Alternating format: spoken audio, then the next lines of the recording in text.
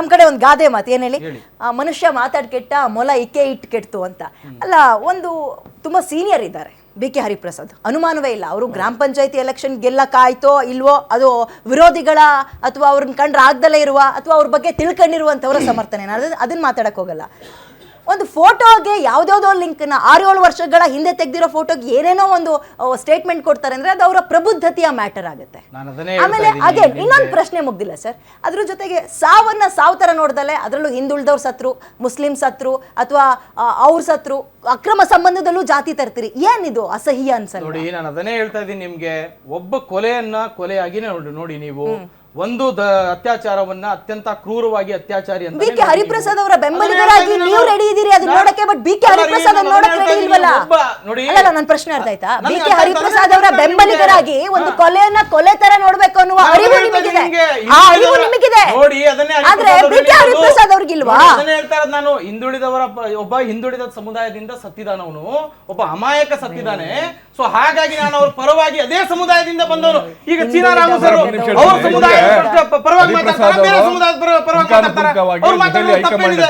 ಒಬ್ಬ ಈಡಿಗ ಸಮುದಾಯ, ನಾಮಧಾರಿ ಸಮುದಾಯದ ಒಬ್ಬ ಯುವಕ ಪಾಪ ವಸಂತ ನಾಯ್ಕ ಸತ್ತಿದಾನವನು ಅಮಾಯಕ. ಸರ್ ಅದನ್ನ ಹೇಳ್ತಾ ಇದ್ದೀನಿ ಸರ್. ಏನಂತ ಹರಿಪ್ರಸಾದ್ ಅವರು ಯಾವತ್ತು ಹಿಂದೂಗಳ ವಿರುದ್ಧ ಮಾತಾಡ್ತಾರೆ ಅನ್ನುವಂಥದ್ದು, ಅದಕ್ಕೆ ಒಂದು ಸಣ್ಣ ಉದಾಹರಣೆ ಕೊಟ್ಬಿಡ್ತೀನಿ.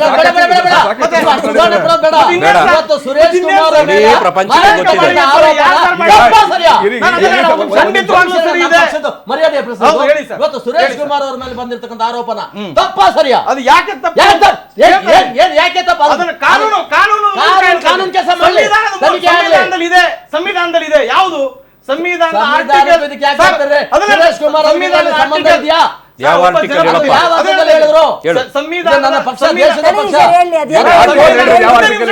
ಸಂವಿಧಾನದ ಒಬ್ಬ ಜನಪ್ರತಿನಿಧಿಯಾಗಿ ಪ್ರಮಾಣ ಮಾಡಿ ಇವರು ನಮ್ಮ ಸುರೇಶ್ ಕುಮಾರ್ ಅವರು ಪ್ರಮಾಣ ಮಾಡಿಲ್ಲ. ಇವರು ಮಾಡಿಲ್ವಾ? ಹರಿಪ್ರಸಾದ್ ಮಾಡಿಲ್ವಾ?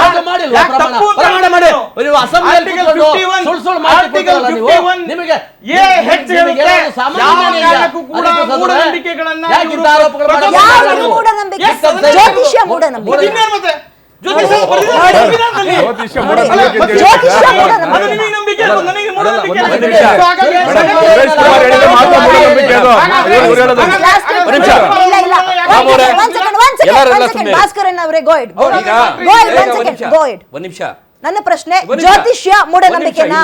ಖಂಡಿತ ಇಲ್ಲ. Please go head. ಜ್ಯೋತಿಷ್ಯ ಅನ್ನೋದು ಸರಿಯಾದ ನಂಬಿಕೆ. ಅದಕ್ಕೆ ಶ್ರೀಕೃಷ್ಣ ಪರಮಾತ್ಮರು ಜ್ಯೋತಿಷಿಗಳಲ್ಲೇ ಶ್ರೇಷ್ಠವಾದಂಥ ಜ್ಯೋತಿಷಿ ಯಾರು ಅಂತ ಹೇಳಿ ಭಗವದ್ಗೀತೆಯಲ್ಲಿ ಹೇಳಿದ್ದಾರೆ 10ನೇ ಅಧ್ಯಾಯದಲ್ಲಿ.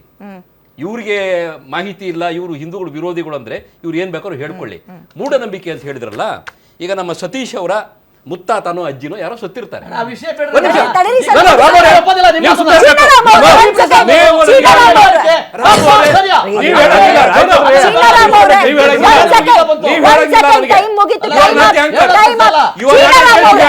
You are not a judge. You are not a judge here.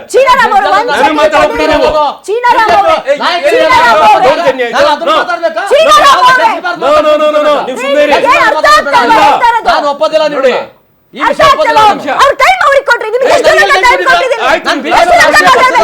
Suresh Kumar Hariprasad ಮಾತಾಡೋದು ಸರಿ ಅಂತ ಒಪ್ಕೋಬೇಕಾ?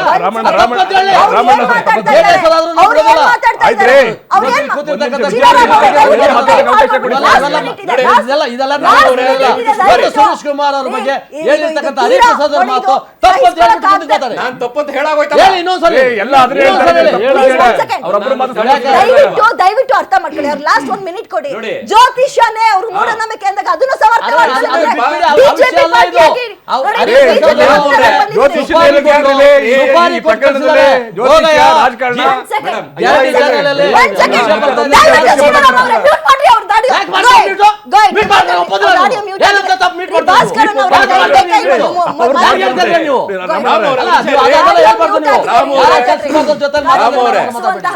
ಹಾಳು ಮಾಡಕ್ ಬಂದಿದ್ದೀರಾ? ಯಾರು? ನಾನು ಬಂದಿಲ್ಲ. ನಾನು ಸುರೇಶ್ ಕುಮಾರ್ ಪರವಾಗಿ ಹರಿಪ್ರಸಾದ್